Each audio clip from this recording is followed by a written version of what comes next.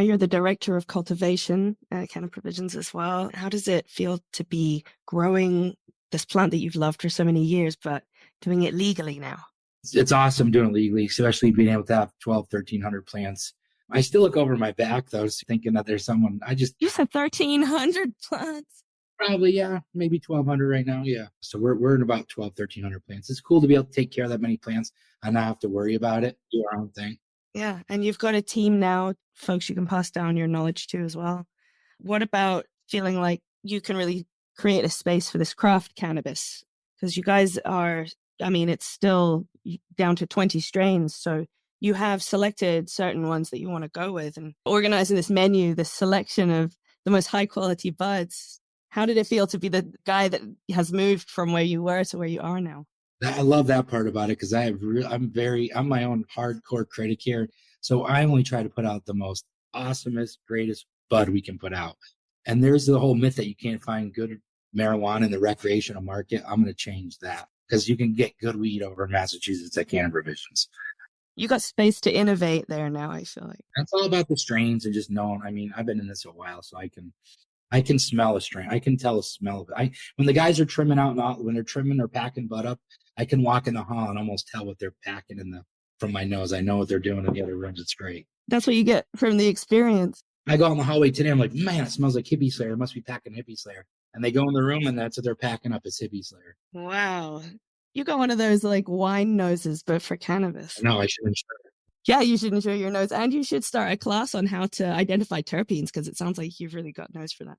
And now that you're growing these 20 strains, what is it that you look for in a strain? How do you select what you want to grow now?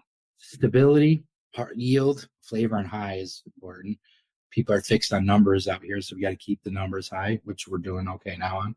And it's more of just making sure it's going to kick someone's ass and have a good flavor to it. What is it that you like to smoke? Right now, I'm all over the board. I'm smoking a lot of Chem crosses right now. I'd say there's one called La Bamba I'm smoking. I love the GMO, which is ChemD and Girl Scout cookies. Mm-hmm. Dominant ChemD, tastes like ChemD. Can barely taste any Girl Scout cookies in it. And then sometimes I like some of the runt stuff during the day because it doesn't get you as high, but it's flavorful. I tried some runts the other day as well, and it made me start cleaning. My whole house is so clean now. Nice. It's not a bad thing. No.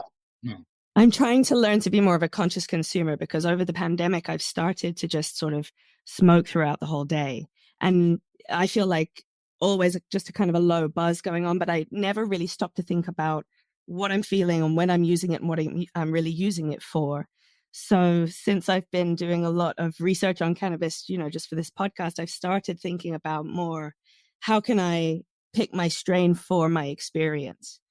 Because of that, I've also been trying edibles, tinctures. Do you try anything like that? Do you try any other method of ingestion, capsules, drinks? I do some tinctures sometimes and edibles. Honestly, I'll be honest with you, Brit, I need like 200-300 milligrams. They'll make me sleep good and I'll feel like a truck hit me in the morning, but I smoke flower. I've been trying edibles, but I find that they start at 5 milligrams and I find that I might start to feel something in my body at 100 milligrams, but I don't want to do that to my tolerance levels. Exactly. It messes with your tolerance level. I don't know. Edibles they're great for my wife loves them. She does 5 or 10 milligrams and they get her twisted. I can eat a whole pack and they just don't, certain people it absorbs in their liver differently. So yeah. Honestly, like you were saying, I've just started to learn how to learn to use herb, like you were saying, to clean your house and this now. I'm just starting to learn like sativas will help me do things differently. I'm just being this late in the game. I'm learning like certain strains I use for certain parts of the day for sure. Like the run stuff I smoke during the day. They don't really do much for me at night. Get sleep good. I'll smoke some ChemD. Do you still consider these cultivars in like a sativa and an indica split? I have a hard time with that at this point in the game. I honestly think there's just one, but I want more science on it.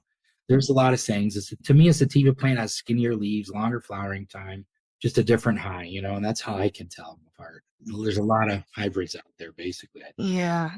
I feel like I can tell much more from the smell of something. So whenever I go into a dispensary, I ask to smell different things because I can usually, if it's kind of citrusy, I can feel it's uplifting. If it's sort of lavendery and calming, I feel like it's just from the knowledge of, I don't know, other essential oils that we've all grown up with, things like that. Yeah, that's true. And even like you said, even like the lemons to me are like hazes. So the lavenders, those are more of like the purple buds, the purple flowers as runts. Those are on that kind of level. Yeah. So what is it that you're excited about now as we sort of see the future of flower genetics and more expansion of this kind of science? Just more and more, I'm on a mission to make rec weed just as good as any weed you can get out there, or any flower out there as anybody can get. I'm just coming in the gate strong. I'm going to just keep doing the best possible craft cannabis I can for Canna Provisions, bringing some new stuff in coming up in the next 3-4 months. So that's another thing to think about, some new strains coming in, and just keep growing some great weed and getting it out to the people as much as we can to the people. The folks that buy on the rec side are so grateful that you are in the game, I got to tell you. And we also just launched our first ever live hash rosin. We did a collab with Trainwreck and Canna Provisions, and it came out awesome. We did Wonka bars. We are running the Chem 91, the Tangelian, and StarDog next. So we'll have those in carts and live hash rosin. But it's like some of the best hash rosin I've smoked. It's right up there with 710 Labs, Laser Cat, any of those other heavy hitters. It's great, actually. We will actually have an episode coming up with Treeworks about concentrates. I know nothing about concentrates. I'm just a flower smoker. Stay tuned. We're going to learn what the hell rosin is. Good. I just want to ask one last question before I let you go. Out of all of the strains that, whether they're from your collection or not, what is it that you're the most excited about right now that you've smoked lately? Lately, I've got to say it's compound genetics, and it's been the Defunk and the stuff called California Raisins. It has ChemD in both of them. They just taste so good. And they're the purple lavendery buds, but they put you on your grass quick. They're very good strains. Pumping out like that kind of purpley, flowery, lavendery bud that just kicks your butt. Yeah. All right. I'm excited to try some of that. Well, thank you so much for taking the time to talk to me. Hopefully we can come and see your grow at some point and take some pictures of the beautiful bud out there so that our magazine readers can see what we're talking about, because it really is a beautiful looking bud as well. And if you can find anything that is chem related or crossed with chem anywhere near you, it smells divine. It feels great. Give it a try. Very excited to see what you guys come out with. Thanks so much, Chem. It was a pleasure to meet you. Thank you. Nice meeting you. Thanks to our guest this week, Greg ChemDog Krzanowski. Be sure to stop by Canna Provisions in Holyoke or Lee to get some of their smash hits, which might be the most legendary cannabis that you've ever tried, and it's grown by ChemDog himself. Be sure to check out all the issues of our magazine at differentleaf.com, where you can get 4 issues for $20. Or you can find the latest issue of Different Leaf at select Barnes & Nobles and Whole Foods stores across the US. Make sure you're subscribed to the podcast wherever you're listening right now. We have gone weekly. And follow us on social media at Different Leaf and at Different_Leaf. And I'm on social media at Brit the British.